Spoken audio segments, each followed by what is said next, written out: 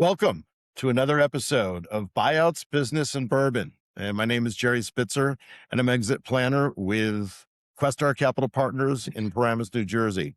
Our guest today, I'm very excited for Josh Pearce, an experienced, seasoned M&A corporate lawyer out of Texas. And he's got some interesting stories, case studies, some interesting takes on founders and exit planning from a legal perspective that we're excited to talk to today. Welcome, Josh.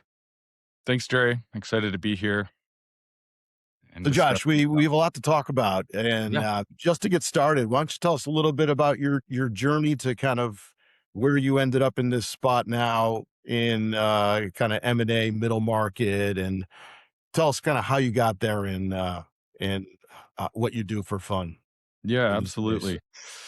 So I grew up playing ice hockey out of Canada, and one of my connections led me into capital markets and the world of investment banking and trading. So I pursued that straight out of college. Ended up working for some hedge funds and some high net worth planning boutiques out of Toronto. So we were serving billionaire families doing insurance planning and asset management for them. I was fortunate or unfortunate to have gone through the 2008 market crash and got a little disenfranchised with managing funds and managing people's money. And so I ended up getting into management consulting, started a number of businesses. I grew up in a family owned business, and my parents ran a custom cabinet shop, and so that allowed me to learn how businesses were grown from the bottom up. And then through my consulting and my Wall Street experience, I got a very wide range of how to grow and protect businesses. And also did a number of real estate flips, and so I got to learn that business. We did about 14 homes with my wife and I. Oh, really? And at one point, my wife said, "Yeah, you should go to law school," and I thought she was crazy. And, so I ended up going to law school with an open slate, and, really did fall in love with the business and securities and entrepreneurship side of the law. And, after my 1 year, I ended up joining a boutique with, 2 other individuals, and we grew that firm based out of Norfolk, Virginia, to about 40 attorneys and about 4,000 clients. And, we were focused on growing businesses, protecting businesses, and then helping them through exits.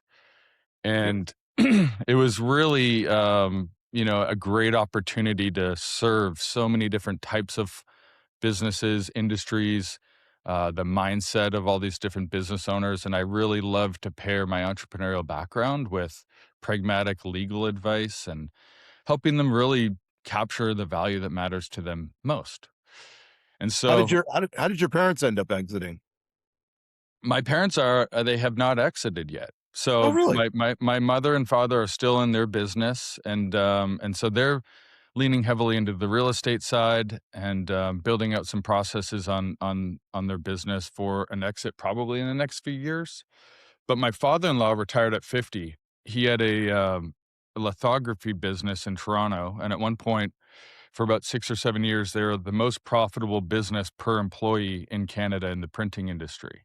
Wow. And so he exited in 2000 2007. And so I got to see how his structural planning, his trust planning, the preparation for his business really was able to be optimized at that level.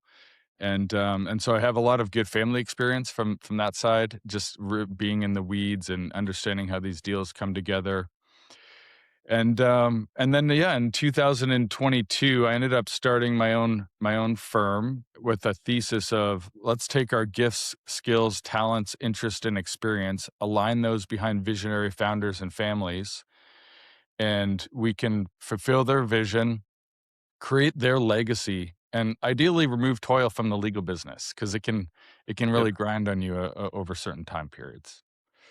So that's that's really how I got into this. And we love working with business owners, helping them shore up their businesses and seeing them through the exits. And ultimately making their daily work and their life's work super valuable for them, right? Yeah. And helping I them mean, I through that know the process. mind of the business owner and the founder is interesting, right? Because he's always thinking about how to grow the business, grow the business. Then you get to the point where it's like, okay, I want to sell the business. It takes a while. So, like, how early do you recommend founders really start thinking about the exit process? Because by the time you actually exit, I met an owner not too long ago.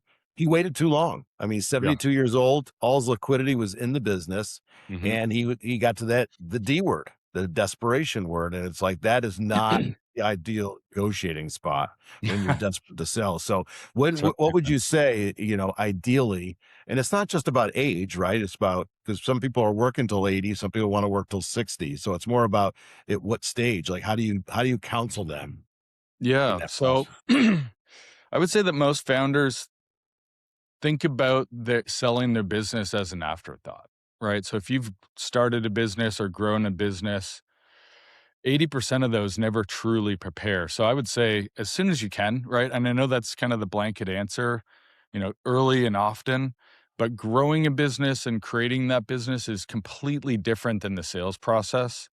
And so I always try to educate our our clients, excuse me, on start thinking about this as soon as you possibly can. And that there's a few ways to do that, but I tell clients that it's always better to sell your business than to be bought, and you really need to start Mhm. thinking as soon as you're starting to think about, "Maybe we need to exit this business," that's the moment where you should really be starting to put some of these pieces into place, and, yeah, really getting ahead of the ball and educating yourself on what that process is gonna look like. What do those pieces look like to you? I mean, I obviously, the next layer of management and succession planning, which is a thrown around term, but it basically comes down to somebody being capable enough. And it's like you deal with family members that are not capable, and Totally. how do you tell the owner that his son or daughter maybe is not capable of taking over this multi-million dollar business? Yeah, so, we see all types, whether they want their family to take over, whether they think that they're ill-equipped and either want us to help educate or provide additional options for them. Ultimately, we recommend, whenever someone's thinking about selling to do an exit readiness audit, and, there's a number of things that we can prepare for and go through, and there's a few different degrees of how in-depth that process can be, but we will help work our clients through an initial process to evaluate their business, evaluate the optionality for what makes the most sense depending on the structure of the business. It could be transitioning to a family member, it could be an ESOP, which I know you're well aware of, which is a fantastic option when it makes sense. Mhm. Alternatively, private equity is very active right now, and so that's kind of a big topic for private equity companies, coming in with dry powder, looking to deploy capital and build out their systems.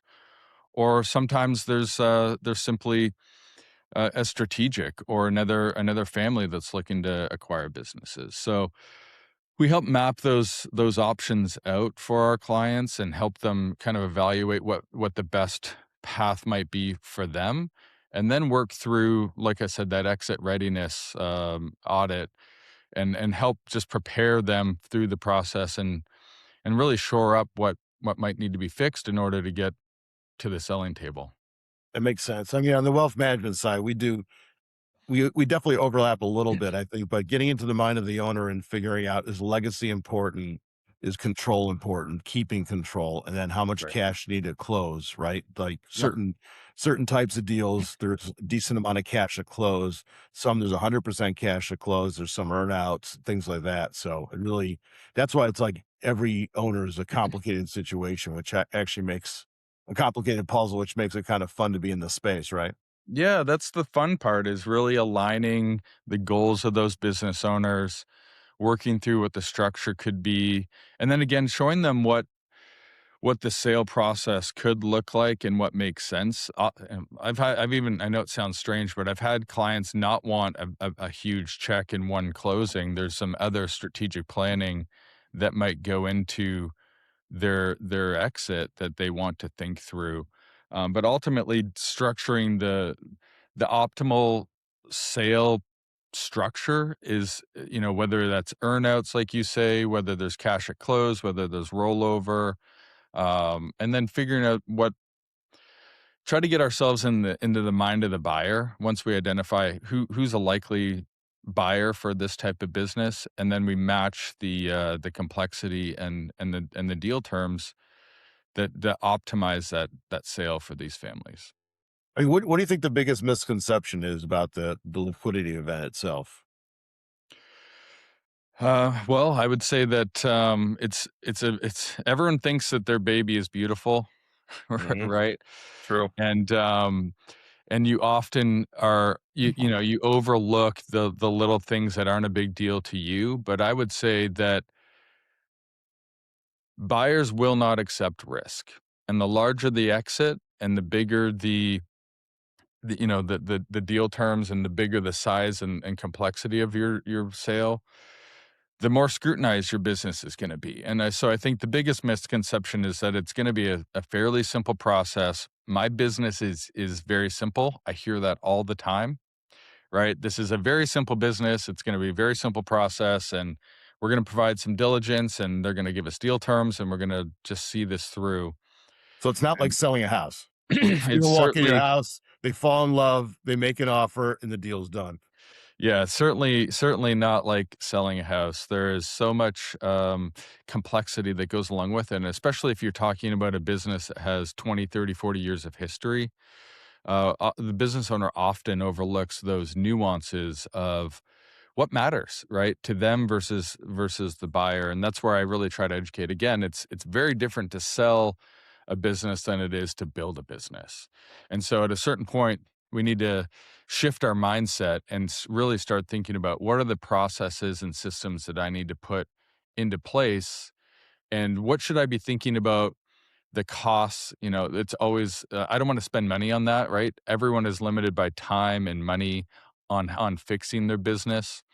And so I think one of the things that gives us fairly unique insight into this total process is we see both ends of the spectrum, right? So we build the businesses, we set them up, we provide an outside general counsel service to provide advisory and counsel as the businesses are growing and scaling. But we also see the end result. So our team is experienced in this is what's going to matter in diligence.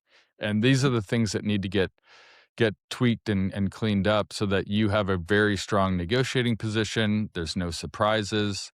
And we'll try to make that process as easy and smooth as possible. Do you get a lot of founders hung up on valuation and they're like, "Oh, wait, I'm worth more than that," or "My company's worth more than that," and I mean, I know Totally. the different you work with a lot of companies in different industries. How do you kinda deal with that? Yeah, we see that all the time, and again, that's part of that education process of here's how the buyer's going to view your business, and here's a few things that we could possibly do. That exit readiness audit is very helpful in identifying a few little nuances. For example, I had some clients that had very short term contracts, and they had 20-year relationships. And so it was a janitorial business. We were selling to private equity. And I think they had a handful of clients that had any type of contract at all. And unfortunately, they came late to the process of preparing for their sale. But we had identified an opportunity to even provide a slight discount, right? And so it's not intuitive to say, I've been serving these clients for 20 years. When they have a need, they call us. But getting them into a contract and maybe offering them a 5% discount for a 2 or 3 year contract makes a massive difference, a tremendous difference when you're shoring up your financials and your quality of earnings reports and the strength of your contracts at the sale table. So you can make the exact same revenue or maybe slightly less because you provided this discount, but you've put some contracts in place that provide some consistency and some certainty for the buyer that we're buying this book of clients, and now you can defend your EBITDA, you can defend your sales price because there's so many levers. I call them levers that get pulled in this process of selling the business. And ultimately, if there's any risk whatsoever, the buyer's going to discount that. They're either going to discount it through price or they're going to discount it through terms, right? Especially Whether it's private equity, right? especially private equity. I mean, I've seen private equities where the deal's terms miraculously change within 2 weeks of the close because they find that the seller is so intertwined and ready to sell, and they get Mhm. them to the finish line, and then they start changing the terms at the end.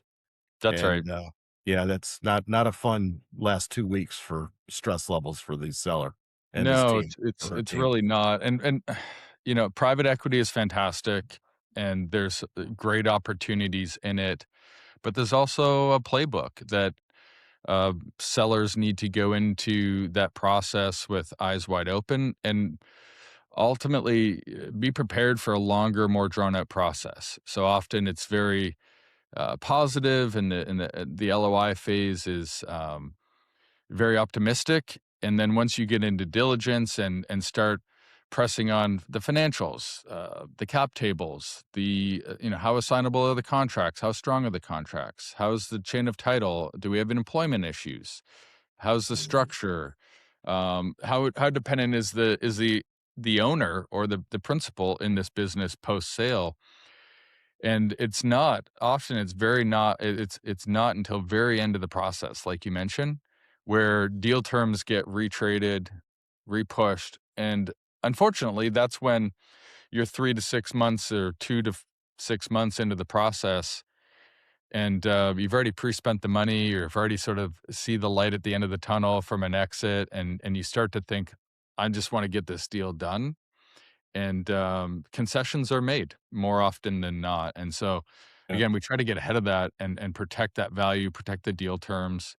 And most often in a private equity context, the earnout is really where aggressive targets are put into place, and maybe you take 20% of the proceeds. It was a 5% earnout, and now it's 20% earnout, and the company will buy you, they will clean you up, but there's often through a 12 to 24-month timeline for the earnout, it's very, very difficult to hit aggressive targets while you're also cleaning up the business, going through the yeah. transition and all these other pieces. So, Makes sense. I mean, a lot of a lot of owners we speak to procrastinate this process, right? They don't want to start the exit process because they either don't want to sell their baby, right? Going yep, back to the baby analogy, that's and right. they don't know what they're going to do after they sell the baby. So they'll have a big fat investment account, but they're what are how are they going to stay relevant and things like that, which really are not for us to answer. They have to answer themselves. But but a lot of these owners will procrastinate this, and then all of a sudden they start getting older, something hits them, and they're like, "Okay, I wanna sell." So, what are usually the first steps they have to do if they say to you, "I wanna sell in 12 to 24 months?" Yeah, so if it's a 12 to 24-month timeline, I highly recommend this pre-diligence is what I call it. And I started doing this when I was doing my real estate flips, right? And so I'd buy a house, I'd fix it, and everyone gets an inspection on your home, right, before they come to buy it. So I would get an inspection a month or 2 before I was planning on selling our home in that process, find the list of things that need to get fixed, go ahead and Mhm. fix all of those, and then go to the sales market. And so when the buyer had their inspection conducted, everything was already resolved or cleaned up. And even in real estate, there's retrading on deals, or save 20,000 here, 50,000 there. And so our exit readiness checklist, we'll do a corporate hygiene check, and so we'll check the entity, the minute books, the equity issuances, any options or employee equity that's been granted. We'll check the cap table. Cap table is really important, because it's often a fundamental representation and warranty in the deal. And if there's any issues in a fundamental representation, in the indemnification section of the purchase agreement, you can have 100% of the purchase price recouped if there's any issues. And so we try to get ahead of that. We look at the commercial foundation of the business. assignability of contract, change of control clauses, any customer concentration issues that Yeah. we want to start thinking through. And then financial credibility. Most often, especially for family owned businesses, if you say quality of earnings or quality of earnings report, that's a complete new term for a business owner. They say our CPA is great, our financials are great, but really this is the first part of the process that you get into after signing an LOI, where there's deep scrutiny on all of the financials of your business. How clean is the EBITDA? Have the owners been taking, maybe some extra expenses here and there? Is there anything, did you go to the sales table trying to push for some collections to shore up your EBITDA in those last 12 to 24 months? So we want to map out a plan for just how to collect. What do your AR stats look like? How do we just clean that up so that often that's kind of the quick review that lasts 12 to 24-month window. And so shoring up any of the activities of your business from a financial collection standpoint is really important. And then looking at your people, your employment contracts, contractors, and your intellectual property. And then sometimes there's regulatory or litigation issues that we want to start to think about or clean up, or at least provide some opportunity to avoid any potential claims or regulatory issues, depending on the industry as well. So we'll Okay. run through this process with people. We'll provide a checklist, suggested changes, and the pushback that I often get in this situation is I don't want to spend the time or money. And 100% of the time, it's better to spend a little bit early than a lot more later, right? Well, At the I was gonna ask you, like, what are the issues that are easy to fix early, and then which ones are more expensive later? Yeah, I would say anything that you delay is very expensive. And there's three ways that I see this expense accumulating. So if there is issues, they will be found, right? So in the diligence process, again, with any sophisticated purchaser, they will get to the bottom of those issues. Often that relates to a longer, more expensive diligence process, whether it's your sales team, meaning counsel, CPAs, and other service providers, and investment bankers to the extent that they're involved. And so you end up spending a lot more time and energy in diligence. Often you'll try to do some quick fixes, which at the last minute fixes on changing some of your documents or doing them in a rushed manner costs more money as well from a legal and financial standpoint. Or what most importantly, you're going to pay in the purchase price of the deal terms. And so I've seen upwards of 100 times more expense or cost to have not fixing something early, whether it's again that contract issue, right? A simple thing where you go to your long-term clients and say, we're going to provide you a discount because you've been a great client. We'd like to put you on this long-term contract for 24 months, and we'll give you a 5% discount. You'll make that back in spades at the sales table for those types of situations. And so, yeah, getting ahead of these things as quickly as you can, Do and you have having any, a really big diligence package is the most important. okay. Do you have any examples of cases you've worked on that, Yeah, so I've got two. So I'll start with the worst scenario. So I had a client had been we I've been general counsel for him for 7 years. We've added a bunch of different businesses. He's in the dental services business. He's basically a lab and has a lot of different additional services that provide um, specialized, high-end, extremely high quality dentures and bridges for dental offices, and then all these additional services that go along with that. He had four different businesses. He was approached by private equity kind of late, and even though we had been talking about it, the initial LOI seemed like this is going to be a fantastic situation. Um, right. when we got into the actual diligence with it, there was a lot of uncertainty around how the businesses operated together. There's some issues with the contracts. The agreements had some inconsistencies when you looked at the whole business. and some documentation gaps just on, even getting a buyout from a partner that had passed away signed off on properly from his spouse. None of these were fatal, but they weren't really scrubbed clean, which could have been a really easy fix. And he ended up going through a 4-month process with a private equity fund, accumulated about $100,000 in various professional fees. There's a lot of management distraction. So the other thing that happens is that you get pulled into like doing the deal and not running your business, Right. which is difficult. Ultimately, that private equity firm was new to the industry, and they weren't really familiar with the ebbs and flows of how the services operate. Deal was postponed. We ended up getting a termination letter, Ouch. and really, it was just a lot of time wasted, a lot of issues, from not being able to optimize for these things. I'm Fortunately, sure. I'm sure he loved paying his legal bill too after that.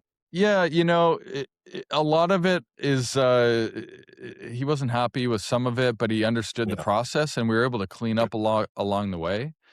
And Good. so we've actually taken that deal and turned it into a positive where we actually identified a business. We'll talk about QSBS later, but one of his entities was a corporation, and we determined that could be qualified small business stock.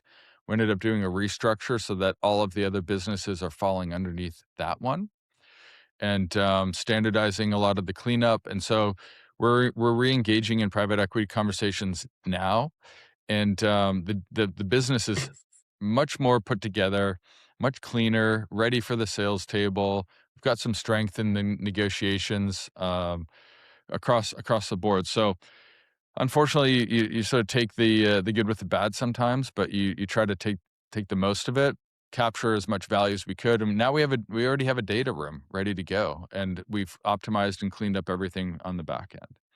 So It's that's it. great. That's, I hate to start out with the horror stories, but um, those are some that, just had needless time and delay and cost.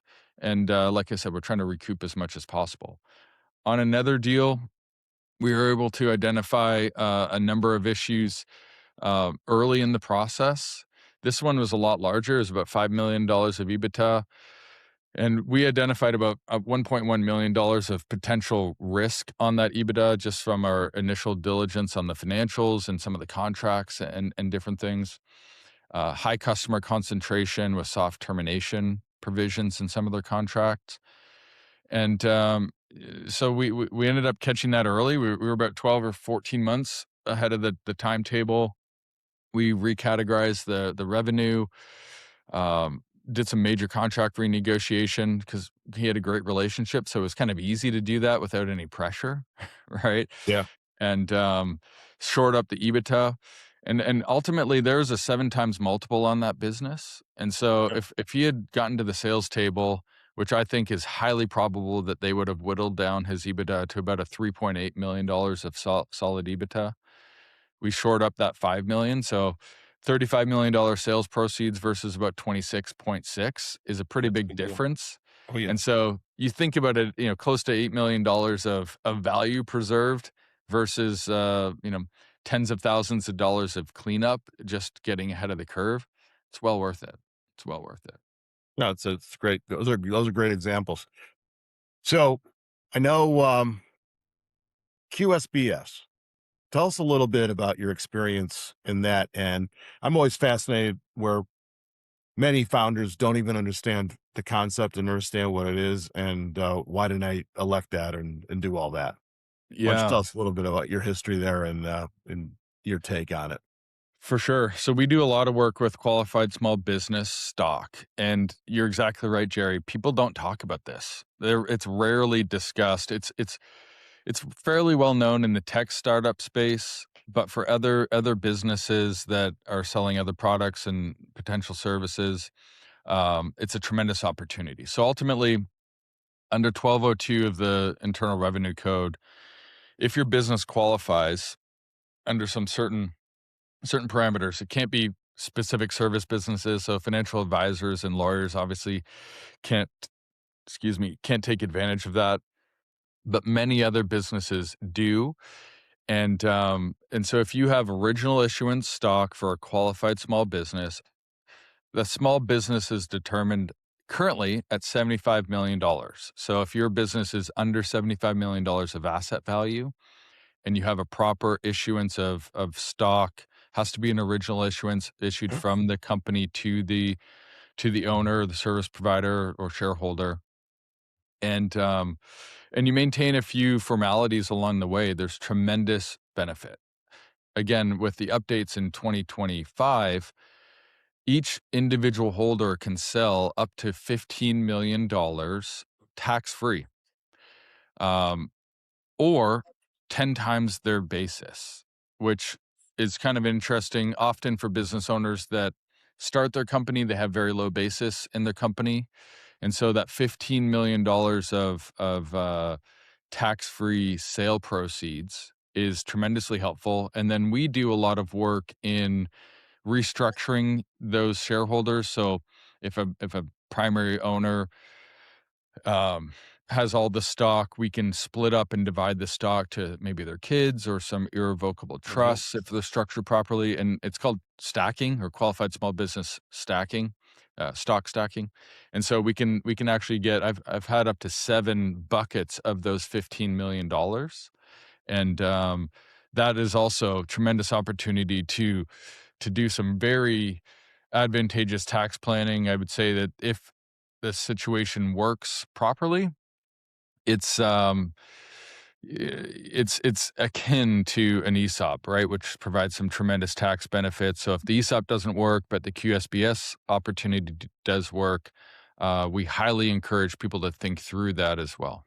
When do they elect QSBS? So there's a form you can get certified through some different services, but it's effectively if the business qualifies from day one, or um, you can do a retroactive analysis on the business. There is a 5-year holding period for 100% of that $15 million. One of the nice advantages of the updates in 2025 as well is that there's now a staggered approach. So it used to be 5 million or 5 years, all or nothing. And now there's a 3-year window where you can get 50% of that. So $7.5 million tax free. Mhm. Um, 3 year, 4 years provide 75% benefit. And if you hold for 5 years, you can get that full $15 million of tax free savings. And so this often isn't an opportunity for, that 12 to 24-month window. Right now, if we do we've even done restructures where, hey, we think we might sell in 3 to 4 years, it's still worth doing a restructure and getting original issuance on your stock if the other parameters are met. And so, again, still getting $7.5 million tax free depending on the size, and if you use some stacking opportunities. There's some planning that can go into it. Of course, check with your your tax team, your attorneys. Um, but there's What are some interesting what planning are that can re be done. what are reasons not to elect the QSBS? Uh, very few. I mean, a lot of companies like the pass through element, using an S corp, so you don't have double taxation on your Mhm. business.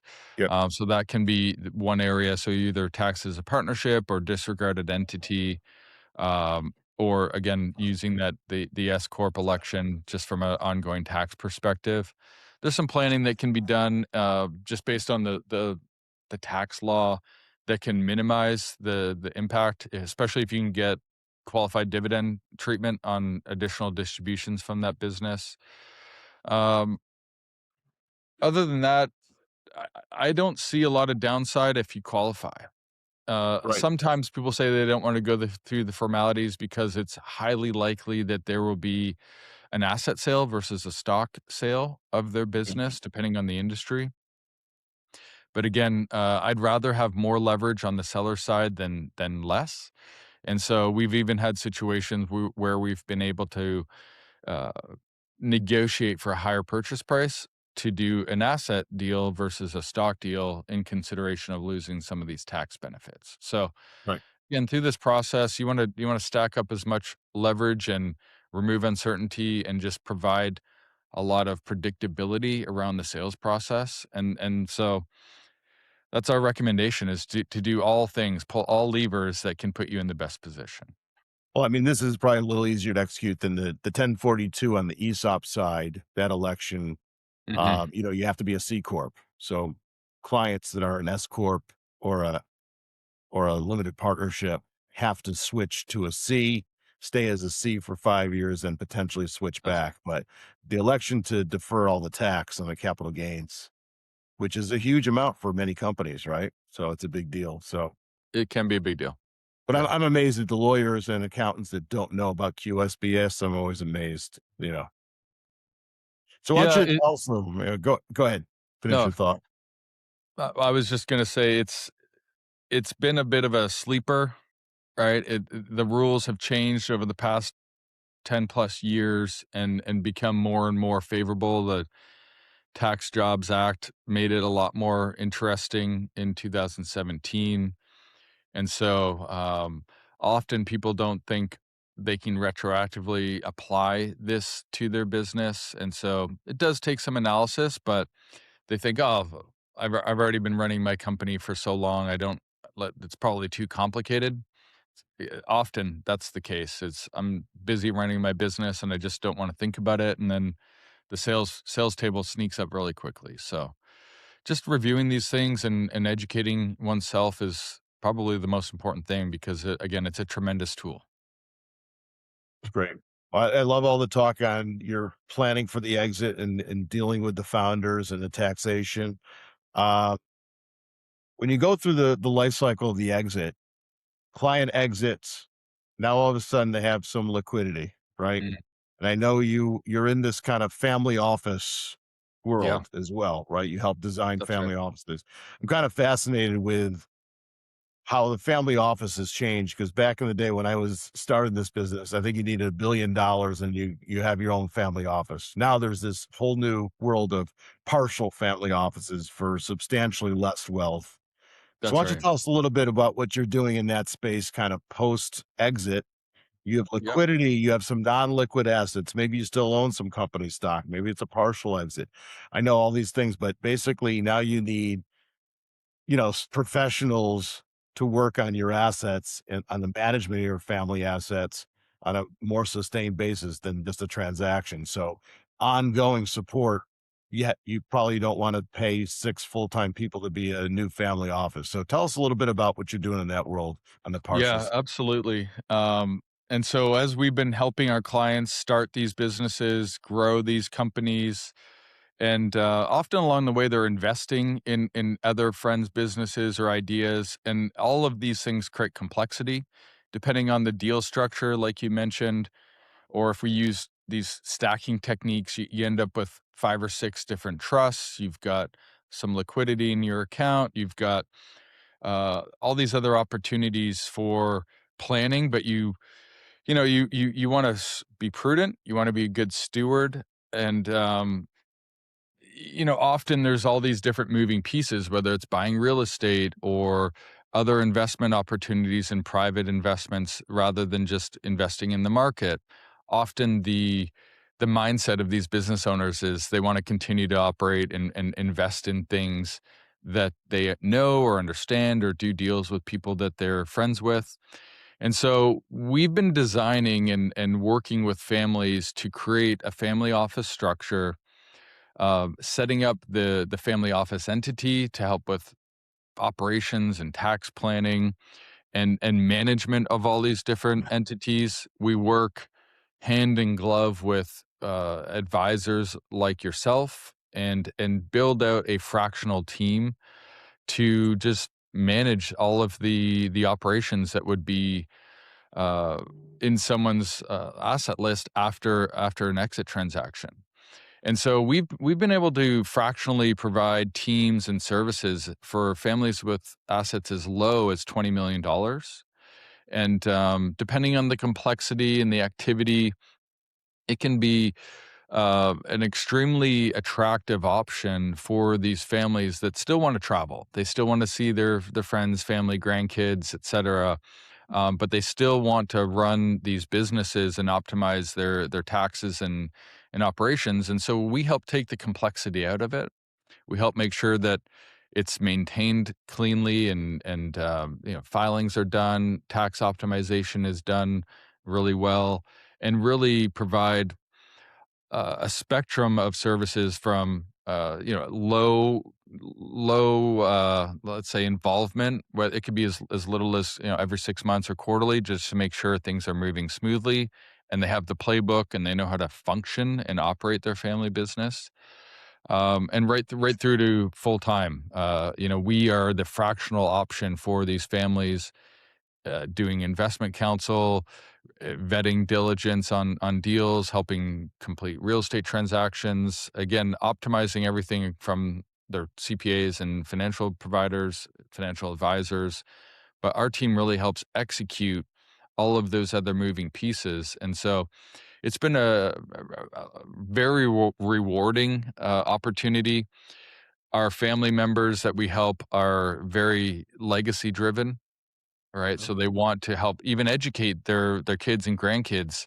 We talked Of earlier in course. the conversation about, maybe their family members weren't qualified to run the business that they sold, but they're still entrepreneurial in nature, and so we've had family members provide, "Here's $5 million, go learn how to buy real estate in New York, and here's the team that you're gonna use and be educated through." And so we handhold those family members through the process, educate them, train them, and work with the mother and father, and then the second generation on how to build businesses. And maybe it's in areas that are more aligned with their interests, their goals, their personality, right, their skills, and so we help continue that legacy of developing their family into the next No, generation. that's, I mean, look, I'm a big believer in financial education, especially for adult children.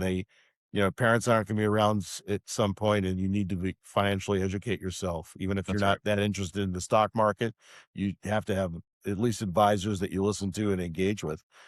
So, Josh, if a family sells their business and now their net worth is somewhere between 20 and 50 million, how many hours a month do you envision that they need help? And then what does that kind of cost them on a monthly basis to have one of these partial family offices? Because ultimately it's going to come down to, how much need do they have for the That's right. intellectual, offering that you have? And then how much is it going to cost them?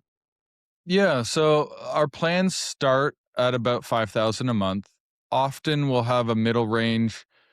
For a lot of our clients, require, or not require, they desire a little bit more of our services, and so we'll be in the ten to $12,000 a month range, but we're doing a lot. We're maintaining all of the businesses, we're helping execute on, trustee services, maintenance of all their entities, real estate contracts, intercompany agreements, and so that does range. I mean, it's as little as 5 hours a month, depending on the situation, and then scales up from there on complexity. And we've had them as high as 50,000 a month, candidly. And so we can handle a lot. Our team provides this fractional service so that you get like a family GC or family quarterback, and then we use the rest of our team, whether it's our service staff, paralegals, and associates, to do various aspects. But ultimately, we it's a very bespoke process. Even though it's entry, at the entry level, it can be relatively simple. You said it right. Everything in this business is customized and bespoke, and so we design that plan. We help provide the maintenance plan that goes along with it, and then we're also there in case something comes up. "Hey, I have this brand new idea. My son wants to do a joint venture with this person."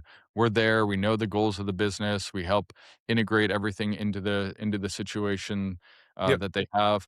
Ultimately, I think about this as well as a lot of the tax savings. So if we were able to offset our fees in real math on, here's the things that we're going to do.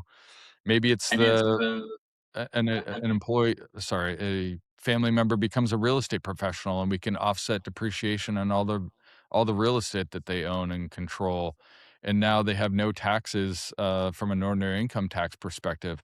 That's worth, 5 or $10,000 a month for us to help Or execute and maintain those formalities. do you have the tax professionals within your group, or do they use an outside CPA firm? You just help monitor that. So we do have tax professionals in and on our team, tax attorneys, but we will work with our clients, CPA and financial service providers, or we have outside third parties that we pair with or can recommend as well. So we don't do everything in house, but we have a few shops that will even provide bookkeeping services, controller services, right through to fractional CFOs, and then they will do the tax planning as well. So really, it's about building the right team and not having an ego about this. We're here to serve and help optimize the family's outcome. And so we're very collaborative when it comes to that. So we can work with their team, we can build a team for them but often we do a lot of the planning and then work with the CPAs to execute because they're the ones completing the filings, of course.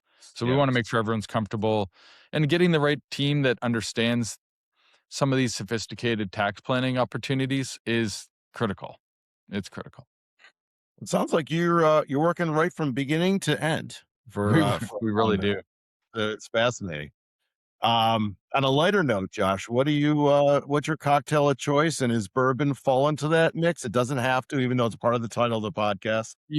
I didn't realize what the name of the podcast was until after you sent me some information, and, yeah, I love bourbon. So bourbon and whiskey is my choice cocktail or drink.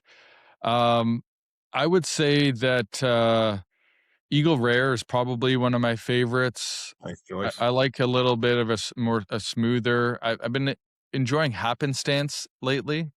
I don't know if Okay. you've had that one. It's kind of a nice smooth, straight up no ice type of drink as well. So, and then I like a good old fashioned,